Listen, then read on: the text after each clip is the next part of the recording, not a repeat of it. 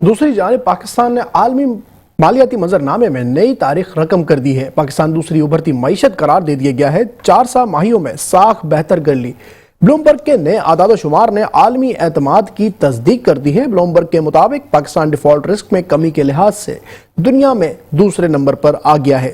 جون 2024 سے ستمبر 2025 تک پاکستان نے وہ معاشی کارکردگی دکھائی جو دنیا کی بڑی ابھرتی معیشت حاصل نہ کر سکی۔ حکومت کی مؤثر پالیسیوں سے نہ صرف مہنگائی پر قابو پایا گیا بلکہ روپے کو مستحکم کرتے ہوئے بیرونی خسارے کو بھی محدود کیا ہے۔